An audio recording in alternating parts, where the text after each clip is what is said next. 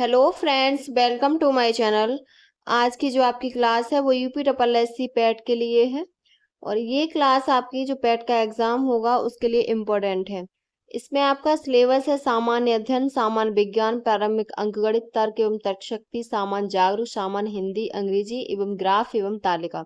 और इसमें आपके सभी प्रीवियस ईयर क्वेश्चन हैं। तो सबसे पहले आप हमारे चैनल को सब्सक्राइब कर लीजिए। इसमें आपका सामान्य अध्ययन कंप्लीट हो चुका है, जिसमें आपका भारतीय इतिहास, भारतीय राष्ट्रीय आंदोलन, भारत का भूगोल, विश्व का भूगोल, भारतीय अर्थव्यवस्था, भारतीय संविधान एवं प्रशासनिक, ये सब आपका कंप्लीट हो चुका है। आज जो है आपका वो है सामान्य विज्ञान, स्टार्ट करेंगे हम। तो सबसे पहले आप हमारे चैनल को सब्सक्राइब कर लीजिए। तो चलिए शुरू करते हैं आज की अपनी क्लास सामान्य विज्ञान की। सबसे पहले है सामान्य विज्ञान। इसमें सबसे पहले जो है साइंस वो है प्रारंभिक भौतिक विज्ञान, और टॉपिक है मात्रक एवं मापन एवं मापक यंत्र। तो पहला क्वेश्चन है, प्रतिबल की एसआई इकाई क्या है? तो प्रतिबल की एसआई इकाई पास्कल है। बी ऑप्शन करेक्ट है। इसका एसआई मात्रक न्यूटन प्रति मीटर स्क्वायर होता है, जिसे पास्कल कहते हैं। नेक्स्ट क्वेश्चन है, आयतन की एसआई इकाई क्या होती है? तो आयतन की घन मीटर होती है। बी ऑप्शन आपका करेक्ट है। नेक्स्ट क्वेश्चन है, ऊर्जा की एसआई इकाई क्या है? तो ऊर्जा की एसआई इकाई जूल होती है। किसी वस्तु में कार्य करने की क्षमता को उस वस्तु की ऊर्जा कहते हैं। ऊर्जा एक अदिश राशि है। इसका एसआई मात्रक जूल है। ऊर्जा का सीजीएस पद्धति में मात्रक अर्ग है। वाट सेकेंड, वाट घंटा, किलोवाट घंटा ऊर्जा के अन्य मात्रक हैं। ऊर्जा दो प्रकार की होती है, गतिज ऊर्जा और स्थितिज ऊर्जा। नेक्स्ट क्वेश्चन है, समय की एसआई इकाई क्या है? तो समय की जो होती है वो सेकंड होती है। बी ऑप्शन करेक्ट है। लंबाई का मात्रक मीटर में, द्रव्यमान किलोग्राम, ताप का मात्रक केल्विन में, विद्युत धारा का एम्पियर में, ज्योति तीव्रता कैंडला में, कैंडला इसका मात्रक है। पदार्थ का परिमाण मोल में, और समय का सेकंड होता है। तो बी ऑप्शन करेक्ट है। नेक्स्ट क्वेश्चन है, निम्न में से कौन सी अदिश राशि है? तो कार्य आपकी अदिश राशि है। वे राशियां जिनका केवल परिमाण होता है, दिशा नहीं होती, अदिश राशियां कहलाती हैं। जैसे कार्य, द्रव्यमान, दूरी, समय, चाल, दाब, शक्ति, आवेश, विद्युत धारा, विभव, ताप, आयतन आदि। तो ए ऑप्शन करेक्ट है। नेक्स्ट क्वेश्चन है, चुंबकीय प्रेरण का एसआई मात्रक क्या है? तो वो आपका टेस्ला है। बी ऑप्शन आपका करेक्ट है। नेक्स्ट क्वेश्चन है, किसी संगीत यंत्र की ध्वनि तीव्रता मापी जाती है? तो ये डेसिबल में मापी जाती है। किसी ध्वनि की तीव्रता डेसिबल में मापी जाती है। चालकता का मात्रक मोह तथा स्वप्रेरण का मात्रक हेनरी होता है। प्रदीपन का मात्रक लक्स होता है। तो डी ऑप्शन करेक्ट है, डेसिबल। नेक्स्ट क्वेश्चन है, आवृत्ति मापने की इकाई का नाम क्या है? तो ये हर्ट्ज है। आवृत्ति माध्यम का कंपन करता हुआ कोई कण एक सेकंड में जितना कंपन करता है उसे आवृत्ति कहते हैं, अर्थात n इजकल टू 1/t इसका मात्रक हर्ट्ज है। नेक्स्ट क्वेश्चन है, पराध्वनिक गति का मापांकन किस इकाई से होता है? तो ये मैक से होता है। ए ऑप्शन करेक्ट है। नेक्स्ट क्वेश्चन है, पराध्वनिक गति का मापांकन मैक संख्या द्वारा किया जाता है। हर्ट्ज आवृत्ति का मात्रक है। नॉट चाल का मात्रक है, जो एक समुद्री मील प्रति घंटा के बराबर होता है। और रिक्टर भूकंप तीव्रता का पैमाना है। नेक्स्ट क्वेश्चन है,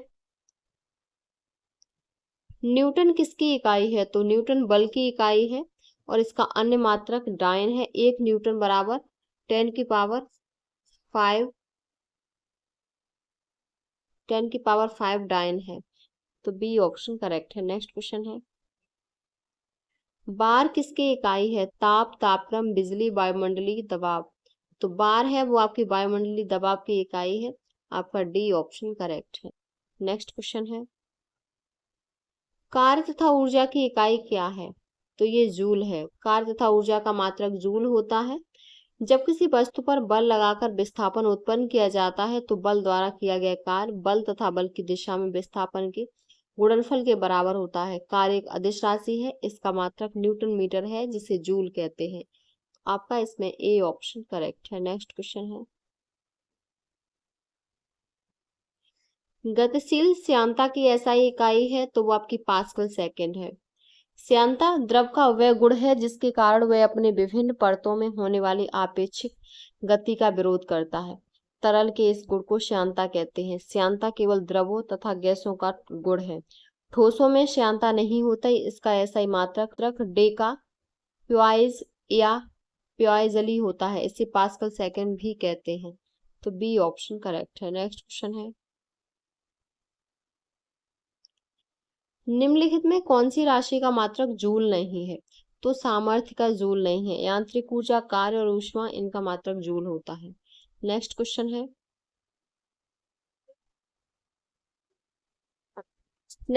निम्नलिखित में से शक्ति का मात्रक कौन सा है? तो जूल प्रति सेकंड शक्ति का मात्रक है। बी ऑप्शन करेक्ट है।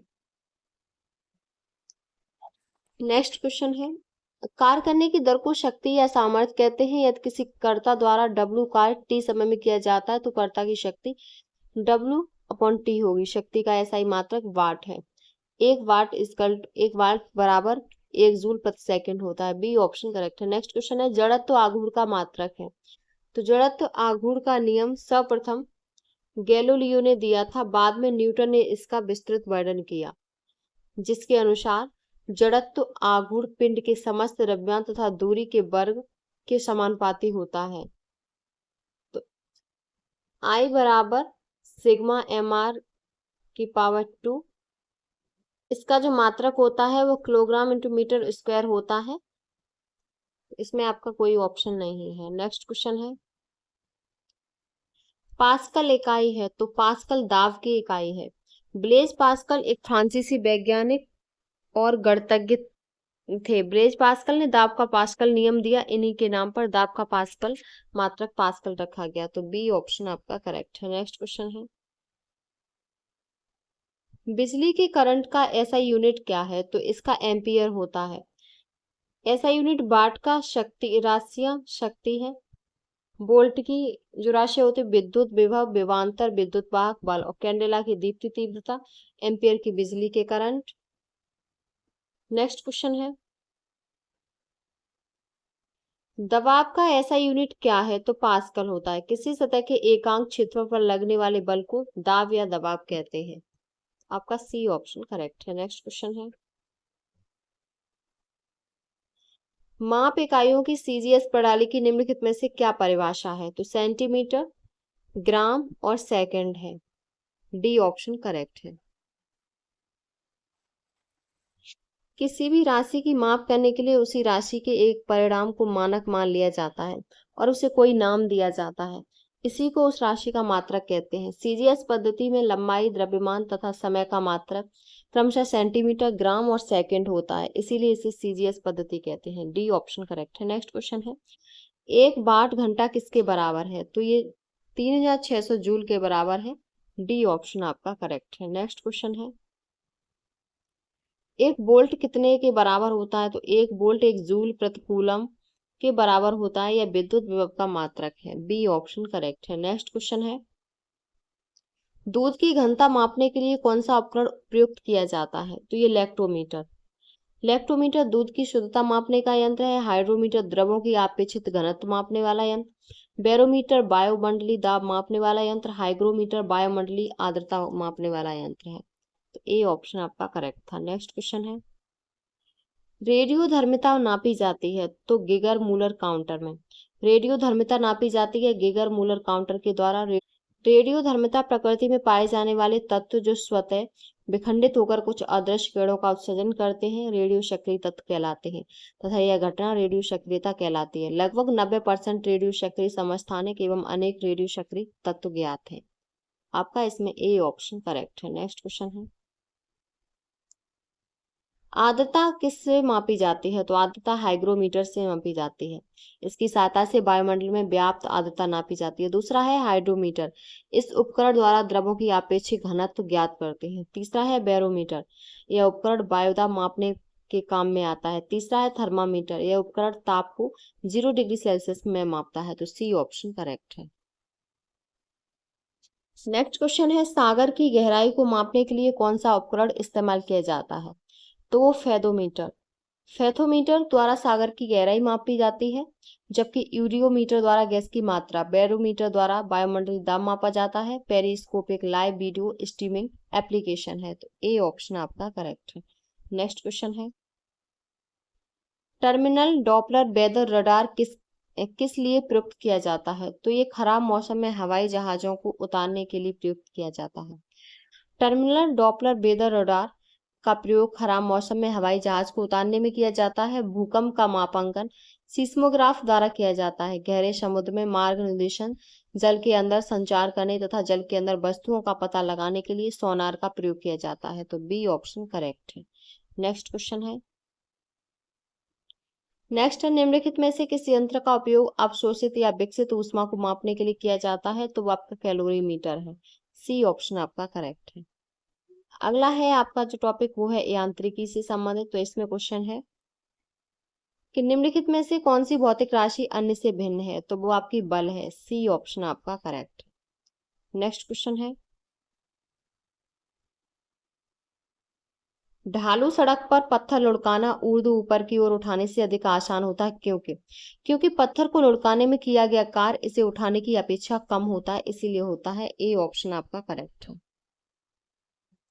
ढालू सड़क पर पत्थर लुढ़काना ऊर्ध्व ऊपर की ओर उठाने से अधिक आसान होता है। पत्थर को लुढ़काने में किया गया कार्य इसे उठाने की अपेक्षा कम होता है। तो ए ऑप्शन करेक्ट है। नेक्स्ट क्वेश्चन है, वह कौन सी भौतिक मात्रा है जिसका आयाम ml/2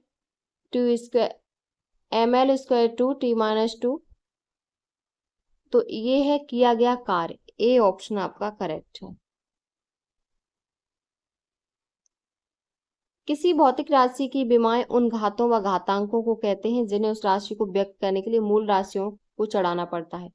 यांत्रिकी में सभी भौतिक राशियों की विमाओं जैसे एम, एल और टी के पदों में व्यक्त किया जा सकता है। बल द्रव्यमान इंटू त्वरण, किया गया कार्य बल इंटू विस्थापन, गतिज ऊर्जा 1/2 द्रव्यमान इंटू वेग, गुरुत्वीय स्थिति ऊर्जा द्रव्यमान इंटू गुरुत्वीय त्वरण इंटू दूरी, और बल आघूर्ण बल इंटू द्रव्यमान दूरी का आयाम ml/t-2 होता है। तो आपका इसमें ए ऑप्शन करेक्ट है। नेक्स्ट क्वेश्चन है,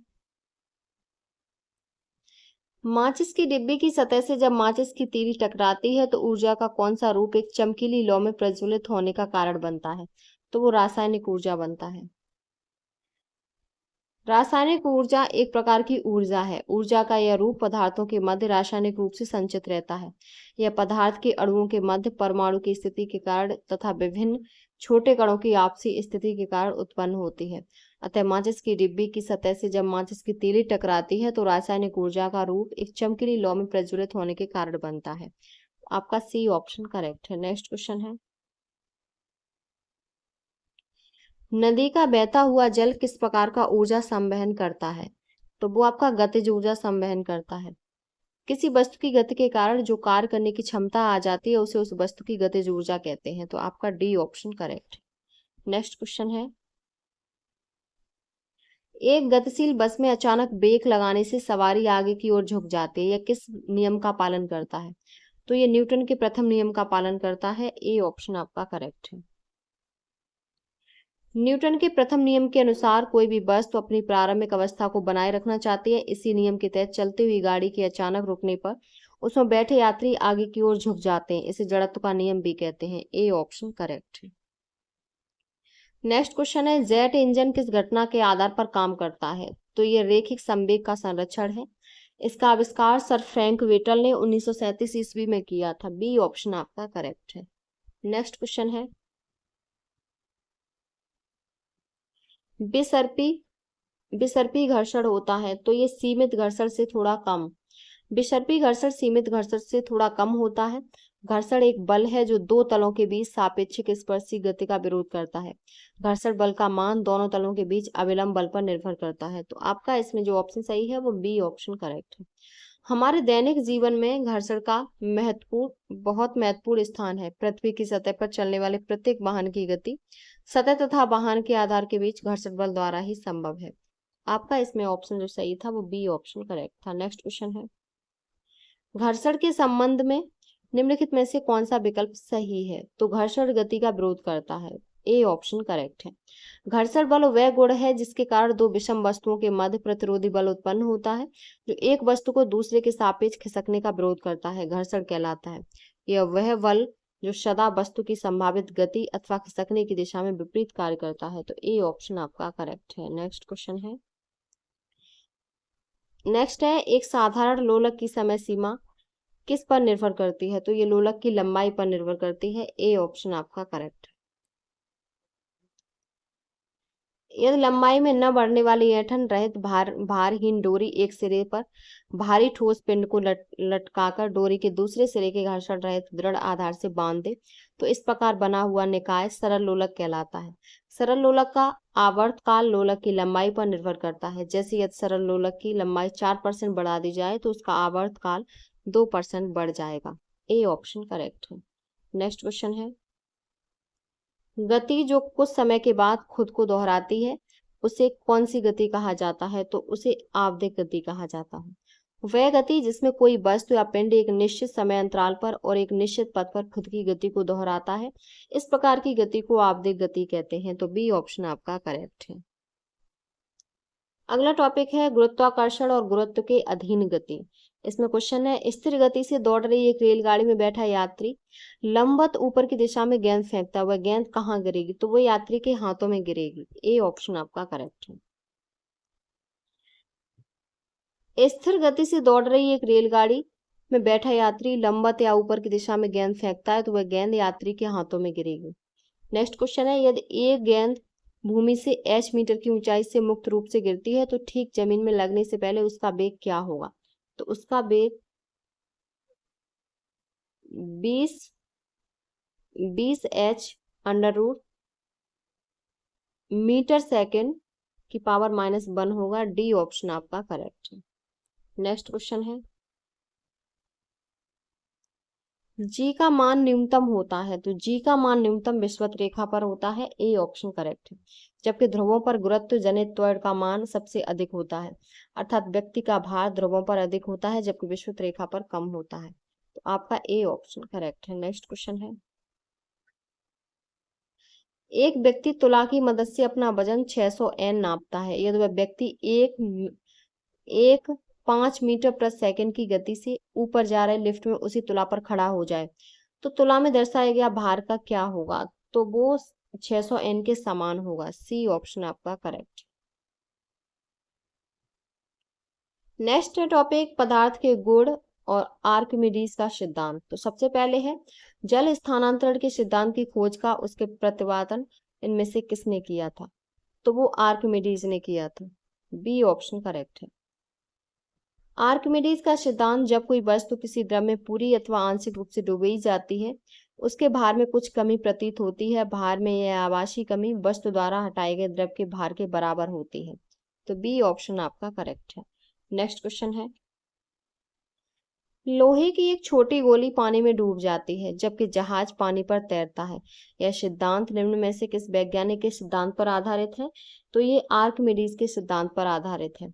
लोहे की एक छोटी गोली पानी में डूब जाती है जबकि जहाज पानी पर तैरता है। यह आर्किमिडीज के प्लवन के सिद्धांत पर आधारित है। लोहे की गोली का भार उसके द्वारा हटाए गए जल के भार से अधिक होता है जिससे वह जल में डूब जाती है। जबकि जहाज का ढांचा इस प्रकार बनाया जाता है कि उसके द्वारा हटाए गए जल का भार जहाज तथा उस पर लदे सामान के भार से अधिक हो जाता है, जिससे जहाज पानी पर तैरने लगता है। तो डी ऑप्शन करेक्ट है। नेक्स्ट क्वेश्चन है, एक ध्वनि तरंग का वेग 700 मीटर प्रति सेकंड है और तरंग दैर्घ्य 35 सेंटीमीटर है। ध्वनि तरंग की आवृत्ति की गणना करें तो इसको सॉल्व करेंगे तो 2000 हर्ट्ज होगी। डी ऑप्शन आपका करेक्ट है। नेक्स्ट क्वेश्चन है, निम्नलिखित में से किस उद्देश्य के लिए पराश्रव्य तरंगों यानी अल्ट्रासाउंड वेव्स का प्रयोग नहीं किया जाता? तो आकाशीय क्षेत्र में वायुयान का पता लगाना। पराश्रव्य तरंगों के माध्यम से चमगादड़ अपने शिकार का पता लगाती है। समुद्र की तह की गहराई ज्ञात करने में और मानव शरीर के आंतरिक अंगों की जांच करने में पराश्रव्य तरंगों का प्रयोग किया जाता है, जबकि आकाशीय क्षेत्र में वायुयान का पता लगाने के लिए रडार का प्रयोग किया जाता है। तो डी ऑप्शन करेक्ट है। नेक्स्ट क्वेश्चन है, ध्वनि निम्नलिखित में से किस माध्यम से यात्रा नहीं कर सकती? नेक्स्ट क्वेश्चन है, ध्वनि निम्नलिखित में से किस माध्यम में यात्रा नहीं कर सकती? तो वो निर्वात में यात्रा नहीं कर सकती। वायु में ध्वनि को अनुदैर्घ्य यांत्रिक तरंग के रूप में जाना जाता है और तरंग एक विक्षोभ है जो कंपनमान वस्तु द्वारा उत्पन्न होता है। ध्वनि तरंगें अनुदैर्घ्य तरंग होती हैं। यह संपीड़न और बेलन से बनती हैं। ध्वनि तरंगों को संचरण के लिए माध्यम की आवश्यकता होती है। यही कारण है कि ध्वनि तरंगों को यांत्रिक तरंगें कहते हैं। निर्वात में ध्वनि संचारित नहीं होती क्योंकि ध्वनि को संचारित होने के लिए किसी न किसी माध्यम की आवश्यकता होती है। तो बी ऑप्शन करेक्ट है। नेक्स्ट क्वेश्चन है, निम्नलिखित प्रकार के किस विद्युत चुम्बकीय विकिरण में सबसे लंबे तरंग दैर्घ्य होते हैं? तो रेडियो तरंगें होती हैं। सी ऑप्शन करेक्ट है।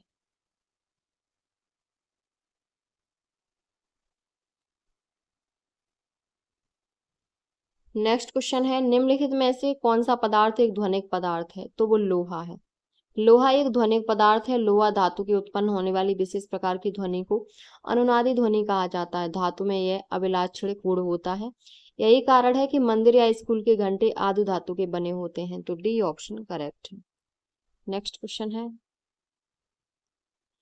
समान प्रावस्था में कंपायमान माध्यम के किन्हीं दो सबसे निकटतम कणों के बीच की दूरी कितनी होती है? तो वो तरंग दैर्घ्य होती है। ए ऑप्शन करेक्ट है। तरंग गति से समान काल में कंपन करने वाले दो क्रमागत कणों के बीच की दूरी को तरंग दैर्घ्य कहते हैं। तरंग दैर्घ्य को लैम्ब्डा से प्रदर्शित करते हैं। अनुप्रस्थ तरंगों में दो पास पास के श्रृंगों अथवा गर्तों के बीच की दूरी तथा अनुदैर्घ्य तरंगों में क्रमागत दो संपीड़न या बेलन के बीच की दूरी तरंग दैर्घ्य कहलाती है। ए ऑप्शन आपका करेक्ट है। नेक्स्ट क्वेश्चन है, किसका तरंग दैर्घ्य सबसे अधिक होता है? तो नारंगी का। सूर्य के प्रकाश में बैंगनी रंग जिसका तरंग दैर्घ्य सबसे कम होता है, इसका प्रकीर्णन सबसे अधिक, व लाल रंग इसका तरंग दैर्घ्य सबसे अधिक होता है, इसका प्रकीर्णन सबसे कम होता है। इसके बाद नारंगी रंग का तरंग दैर्घ्य अधिक होता है। तरंग दैर्घ्य निम्न क्रम में है, सबसे ज्यादा लाल, इसके बाद नारंगी, पीला, हरा, नीला, जामुनी और बैंगनी। नेक्स्ट क्वेश्चन है, रेडियो तरंग का वेग कितना होता है? तो ये 3 × 10⁸ मीटर प्रति सेकेंड होता है। ए ऑप्शन आपका करेक्ट है। नेक्स्ट क्वेश्चन है, एफएम प्रसारण बैंड किसके बीच होता है? तो ये VHF के रेंज के बीच होता है। वेरी हाई फ्रिक्वेंसी के बीच होता है जिसका रेंज 30,000 MHz से 300 MHz होता है। तो बी ऑप्शन आपका करेक्ट है। नेक्स्ट क्वेश्चन है, निम्नलिखित में से किस में से ध्वनि की गति सबसे तेज होती है? तो लोहा में सबसे तेज होती है। किसी माध्यम में ध्वनि की चाल मुख्यतः प्रत्यास्थता तथा घनत्व पर निर्भर करती है। तो बी ऑप्शन करेक्ट है। नेक्स्ट क्वेश्चन है, कितने माप से अधिक ध्वनि को शोर का नाम दिया जाता है? तो 80 डेसिबल। कंपन करने वाली प्रत्येक ध्वनि वस्तु ध्वनि उत्पन्न करती है। ध्वनि की तीव्रता जब अधिक होती है तब वह कानों को अप्रिय लगने लगती है। इस अवांछनीय अथवा उच्च तीव्रता वाली ध्वनि को शोर कहते हैं। ध्वनि का सामान्य मापक इकाई डेसिबल है। डेसिबल मापक 0 से शुरू होता है जो सामान्य मनुष्य के कान से सुनी जा सकने वाली सर्वाधिक धीमी आवाज को प्रदर्शित करते हैं। ए ऑप्शन करेक्ट है। ध्वनि के स्रोत और तीव्रता, साधारण बातचीत 30 से 40 डेसिबल, जोर से बातचीत 50 से 60, ट्रक ट्रैक्टर 90 से 100 डेसिबल, सायरन 110 से 120, जेट विमान 140 से 150, मशीन गन 170 और मिसाइल 180 डेसिबल होती है। 80 डेसिबल से अधिक ध्वनि को शोर का नाम दिया जाता है। आपका इसमें जो ऑप्शन सही था वो आपका ए ऑप्शन करेक्ट था। नेक्स्ट क्वेश्चन है, सुपरसोनिक स्पीड मापने का यूनिट क्या है? तो मैक है। जब मैक संख्या का मान 1 हो तब वस्तु की गति ध्वनि की गति के समान हो जाती है। यदि मैक संख्या 1.35 हो तो इसका अर्थ है कि वस्तु की गति ध्वनि की गति से 35% अधिक होती है। आपका इसमें ए ऑप्शन करेक्ट है। नेक्स्ट क्वेश्चन है, निम्नलिखित में से किस आवृत्ति की ध्वनि मनुष्य द्वारा श्रव्य होगी? तो वो 100 हर्ट्ज होगी। सी ऑप्शन करेक्ट है। जिन यांत्रिक तरंगों की आवृत्ति 20 हर्ट्ज से 20,000 हर्ट्ज के मध्य होती है वह मनुष्य द्वारा श्रव्य होती है। इसे ही ध्वनि कहा जाता है। अतः 100 हर्ट्ज आवृत्ति की ध्वनि मनुष्य द्वारा श्रव्य होगी। ध्वनि की चाल सर्वाधिक ठोस में, उसके पश्चात द्रव्य में तथा सबसे कम गैस में होती है। तो सी ऑप्शन आपका करेक्ट है। नेक्स्ट क्वेश्चन है,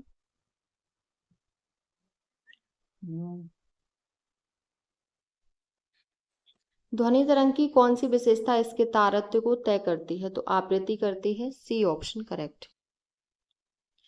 तारत्य ध्वनि का वह माध्यम है जिससे हम ध्वनि को मोटी तथा तीक्ष्ण या पतली कर सकते हैं। ध्वनि की तारत्य उसकी आवृत्ति पर निर्भर करती है। इसके आधार पर स्त्री तथा पुरुष की आवाज का निर्धारण किया जाता है।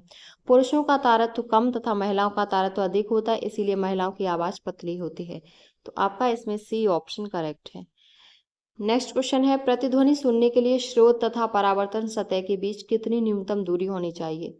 तो लगभग 17 मीटर होनी चाहिए। स्पष्ट प्रतिध्वनि सुनने के लिए अवरोधक की ध्वनि स्रोत की न्यूनतम दूरी ध्वनि द्वारा तय की गई कुल दूरी की आधी अर्थात 16.6 मीटर यानी लगभग 17 मीटर अवश्य होनी चाहिए। स्पष्ट प्रतिध्वनि सुनने के लिए मूल ध्वनि तथा परावर्तित ध्वनि के बीच कम से कम 0.1 सेकंड का समय अंतराल अवश्य होना चाहिए। तो बी ऑप्शन आपका करेक्ट है। नेक्स्ट क्वेश्चन है, दो व्यक्तियों के वार्तालाप में आवाज का डेसिबल स्तर होगा, तो वो आपका लगभग 30 डेसिबल होगा। सी ऑप्शन करेक्ट है। नेक्स्ट क्वेश्चन है, दीवार से एक प्रतिध्वनि सुनने के लिए न्यूनतम दूरी क्या है? तो वो आपकी 17.2 मीटर है।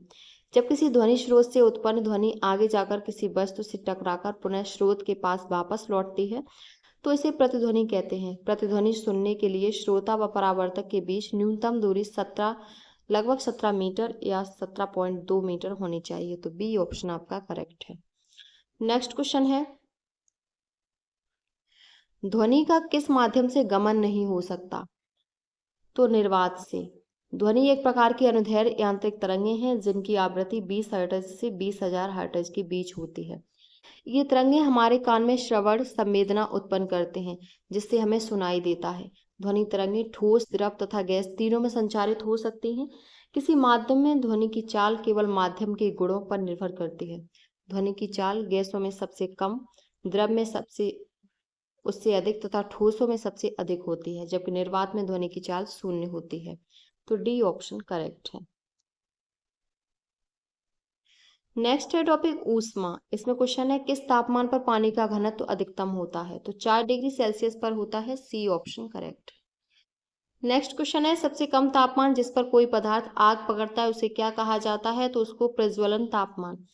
प्रज्वलन तापमान वह न्यूनतम तापमान जिस पर कोई पदार्थ आग पकड़ लेता है वह उस पदार्थ का प्रज्वलन तापमान होता है। गलनांक तापमान किसी पदार्थ का गलनांक वह तापमान है जिस पर वह पदार्थ अपनी ठोस अवस्था से पिघलकर द्रव अवस्था में बदल जाता है।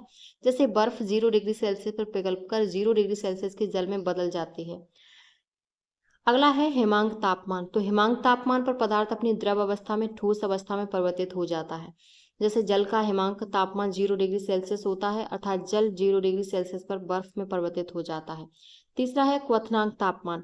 किसी द्रव का क्वथनांक वह तापमान है जिस पर गर्म करने पर उस द्रव की वाष्प का दाब उस द्रव की सतह पर लगने वाले वायुमंडलीय दाब के बराबर होता है, अर्थात वह द्रव उबलने लगता है। नेक्स्ट क्वेश्चन है, शुद्ध जल का अधिकतम घनत्व किस तापक्रम पर होता है? तो वो 4 डिग्री सेंटीग्रेड पर होता है। सी ऑप्शन करेक्ट है। नेक्स्ट क्वेश्चन है, जब जल जमता है इसका घनत्व है, तो इसका घनत्व घट जाता है। मोम और घी के पिघलने पर घनत्व बढ़ता है। तो सी ऑप्शन करेक्ट है।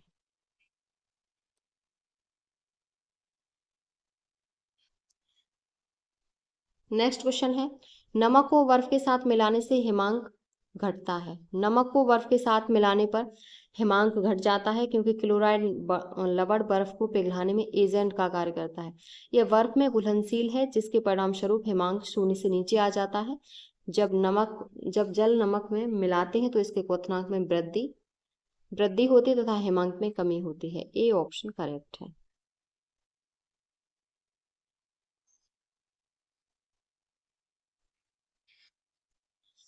कौन सी धातु ताप का अच्छा सुचालक है परंतु बिजली का बुरा है? तो वो अभ्रक है। अभ्रक धातु ताप का अच्छा सुचालक है लेकिन बिजली का बुरा है। बी ऑप्शन है। अभ्रक ताप का अच्छा सुचालक है परंतु बिजली का बुरा सुचालक है। ऊष्मा तथा बिजली के सुचालक स्वर्ण, चांदी, तांबा, एल्यूमिनियम है। नेक्स्ट क्वेश्चन है, दो कांच के गिलास एक दूसरे से चिपक जाते हैं, उन्हें कैसे अलग किया जा सकता है? तो उन्हें बाहरी गिलास को गर्म पानी में डालकर अलग किया जा सकता है। सी ऑप्शन आपका करेक्ट है। नेक्स्ट क्वेश्चन है, बर्फ की गुप्त ऊष्मा है तो वो आपकी 80 कैलोरी प्रति ग्राम है। बी ऑप्शन आपका करेक्ट है। नेक्स्ट क्वेश्चन है, फारेनहाइट स्केल में पानी का क्वथनांक तो 212 डिग्री फारेनहाइट होता है। आपका सी ऑप्शन करेक्ट है। नेक्स्ट क्वेश्चन है, नेक्स्ट है, स्वस्थ मनुष्य का तापक्रम कितना होता है?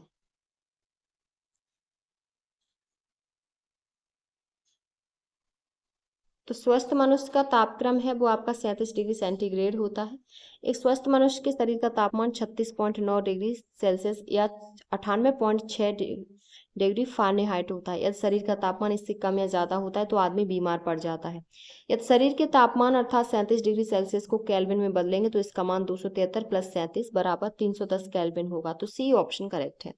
ये आपके यहाँ तक टॉपिक कंप्लीट हो गए। नेक्स्ट जो आपका टॉपिक रहेगा इस क्लास का वो आपका प्रकाश से संबंधित क्वेश्चन होंगे, वो आपके रहेंगे। और ये सभी क्वेश्चन आपके प्रीवियस ईयर हैं जो पिछली परीक्षाओं में पूछे हुए हैं। ये क्लास आपकी UPSSC पैट के लिए और UPSSC के सभी एग्जाम के लिए इंपॉर्टेंट है। तो अगर आपको हमारी क्लास अच्छी लगी हो तो प्लीज़ चैनल को like, subscribe, share and comment करें।